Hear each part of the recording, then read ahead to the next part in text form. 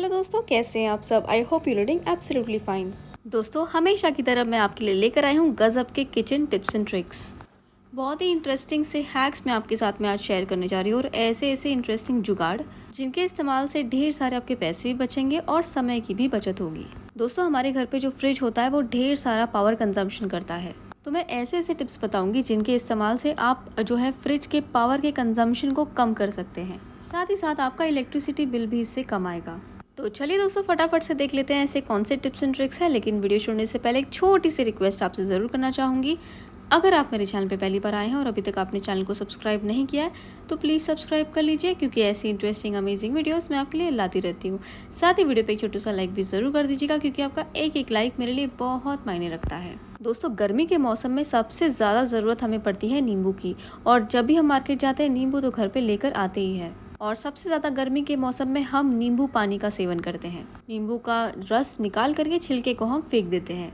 तो आपको जो है यहाँ पर छिलकों को फेंकने की ज़रूरत नहीं, बहुत ही बढ़िया तरीके से आप इन छिलकों का इस्तेमाल कर सकते हैं। अब छिलकों को इस वीडियो को देखने के बाद तो आप कभी भी नहीं फेंकेंगे। इन छिलकों की मदद से आप बना सकते हैं अपने लिए डिटॉक्स वाटर। अब आप लोग ये ज़रूर सोच रहे होंगे कि क्यों हम यहाँ पर नींबू के छिलके का इस्तेमाल कर रहे हैं, ऐसा हम क्या करने वाले नींबू के छिलके के साथ।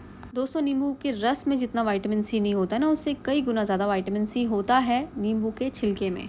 इस डिटॉक्स वाटर के यदि आप सेवन करते हैं तो आपका वेट बहुत तेज़ी से कम हो जाएगा। साथ ही साथ इसमें ढेर सारा विटामिन सी है, जिसके कारण आपकी स्किन जो है हेल्दी बनी रहेगी, ग्लोइंग बनी रहेगी। खास तौर पे गर्मियों के मौसम में ये जो पानी है हमारी बॉडी को डिटॉक्स करता है। साथ ही साथ हमारी इम्यूनिटी सिस्टम भी इससे बूस्ट होती है। आप चाहे तो इसे खाली पेट पिए सुबह सुबह, या फिर दिन भर में थोड़ा थोड़ा करके भी आप इसे पी सकते हैं। आई होप आपको ये ट्रिक पसंद आई होगी। अब बढ़ते हैं हमारी दूसरी ट्रिक की तरफ। दोस्तों, प्याज का इस्तेमाल तो हम सबके घर पे होता है, हम सब सब्जी वगैरह बनाने में इस्तेमाल करते हैं इसका। लेकिन आज मैं प्याज का इस्तेमाल एक बहुत ही अलग तरीके से बताने वाली हूँ, जिससे कि आपके डेली लाइफ में आपको बहुत इससे मदद मिलेगी। जब कभी भी आप प्याज को काटते हैं, जो सबसे ऊपर वाला हिस्सा होता है उसको इस तरीके से काट कर आप निकाल दीजिए। तो यहाँ पर इस तरीके से मैंने कट कर लिया है प्याज के ऊपर वाले हिस्से को। अब आप ले लीजिए सुई धागा। जी हाँ दोस्तों, सुई धागे से आपको जो है पूरे प्याज के टुकड़ों को इस धागे के अंदर इस तरीके से डाल देना है। इसका एक बहुत ही बढ़िया सा बेनिफिट है जो मैं आगे आपको बताऊंगी। मोस्टली लोग जो है छिपकली से घर पे परेशान होते हैं, और ख़ास करके ये जो छिपकली है हमारे किचन एरिया में घुस जाती है तो बहुत हमें परेशानी होती है। हर वक्त ये डर लगा रहता है कि कहीं खाने में ना गिर जाए, कहीं दूध में ना गिर जाए, और खाने में यदि छिपकली गिर जाए या मुंह लगा ले तो खाना हो जाता है जहरीला। तो इस तरीके से धागे में बांध करके आप इसे किचन एरिया में लटका सकते हैं। दोस्तों, प्याज की जो स्मेल होती है ना बहुत स्ट्रॉन्ग होती है, तो इस स्मेल के कारण जो है छिपकली आसपास भी नहीं भटकेगी, और ऐसी स्ट्रॉन्ग स्मेल तो छिपकली को बिल्कुल भी बर्दाश्त नहीं होती है। इसीलिए अगर आप भी छिपकली से परेशान हैं तो इस वाले ट्रिक को ज़रूर ट्राई करें, ये ट्रिक आपको बहुत फ़ायदा देगी। अब बढ़ते हैं हम अपनी अगली ट्रिक की तरफ। दोस्तों, हमारे घर में सबसे ज़्यादा लाइट कंज्यूम करता है, इलेक्ट्रिसिटी कंज्यूम करता है, वो है हमारा एसी और फ्रिज। तो फ्रिज से जुड़ी कुछ इंपॉर्टेंट चीज़ें मैं आपको बताऊंगी। इन ट्रिक्स को यदि आप फॉलो करते हैं तो काफ़ी हद तक इलेक्ट्रिसिटी बिल जो है आपका कम हो सकता है। दोस्तों, जब कभी भी हम किसी खाने को अंदर रखते हैं तो गर्मा गर्म खाना जो है उसको अंदर बिल्कुल भी ना रखिए। आप जो है इसको रूम टेम्परेचर पे आने दीजिए, उसके बाद आप फ्रिज में रखिए। क्योंकि अगर गुनगुना हो चाहे गर्म हो, जो खाना हम फ्रिज में रखते हैं उसे ठंडा करने के लिए पावर बहुत ज़्यादा कंज्यूम करता है।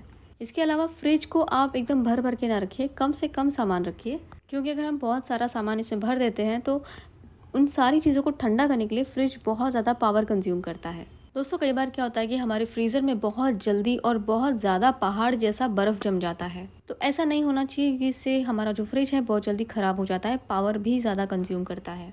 तो दोस्तों, बर्फ़ का पहाड़ ना जमे उसके लिए क्या करना है, आपको छलनी ले लीजिए। छलनी के अंदर आप डाल दीजिए नमक, खाने वाला जो नमक होता है ना वही आपको डालना है, और बस इस तरीके से पूरे फ्रीज़र में आप उसको छिड़क दीजिए। और छलनी से हम इसलिए छान रहे हैं कि नमक जो है पूरी जगह पर अच्छी तरीके से फैल जाएगा इक्वली।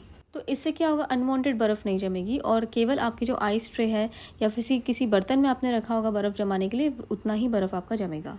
तो इससे भी आपकी बिजली की सेविंग काफ़ी ज़्यादा हो जाएगी। चलिए तो अब फटाफट से बढ़ते हैं हम अपनी अगली ट्रिक की तरफ।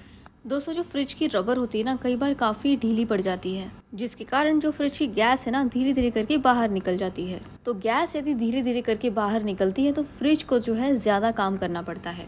तो इससे दो चीज़ें होंगी कि लाइट का खर्चा तो आपका बढ़ेगा ही, साथ ही साथ दोस्तों फ्रिज भी आपका जल्दी ख़राब हो जाएगा। तो अब आप सोच रहे होंगे कि कैसे हम चेक करें कि जो फ्रिज का रबर है वो ख़राब है या नहीं। तो इसको चेक करने के लिए एक बहुत ही सिंपल सा तरीका आपको बताऊंगी। आपको लेना है कोई भी एक पेपर। आप चाहे तो न्यूज़पेपर का कोई टुकड़ा ले लीजिए या फिर फुलस्केप पेपर ले लीजिए या फिर आप टिश्यू पेपर भी यहाँ पर ले सकते हैं।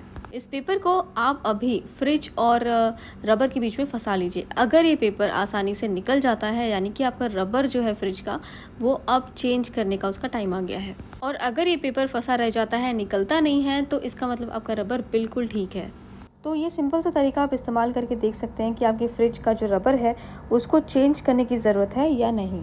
दोस्तों, अक्सर जो हमारे पुराने कपड़े होते हैं उसमें आपने देखा होगा कि छोटे छोटे से छेद हो जाते हैं। तो ऐसे छोटे छेद जब हो जाते हैं तो हम क्या करते हैं कि इसको सिल लेते हैं या फिर ऐसे ही काम चला लेते हैं या फिर हम इसको फेंक देते हैं, हम यूज़ नहीं करते। तो आज मैं आपको एक बहुत ही सिंपल सा तरीका बताऊंगी जिससे कि आप इसको बिना सिले, जी हाँ दोस्तों, सही सुना आपने, बिना सिले हम इसको फिक्स करने वाले हैं। तो आपके कभी भी किसी कपड़े में इस तरीके का छेद हो जाता है तो इस तरीके को आप ज़रूर इस्तेमाल करें। आपको ले लेना है सुई या फिर सेफ्टी पिन। अब आपको इसके धागों को बाहर निकलना है सुई की मदद से, ताकि जितने भी धागे हैं बाहर आके अच्छी तरीके से फैल जाएं। अब इस कपड़े के कलर को मैच करते हुए कोई भी नेल पेंट आप लगा लीजिए। तो जहाँ पर मुझे नेल पेंट लगानी है वहाँ का एरिया जो है वो रेड है कपड़े का, तो मैंने यहाँ पे ली है रेड कलर की नेल पेंट। तो अंदर की तरफ से आप इस नेल पेंट को इस तरीके से लगा लीजिए और इसको अच्छी तरीके से सूखने दीजिए।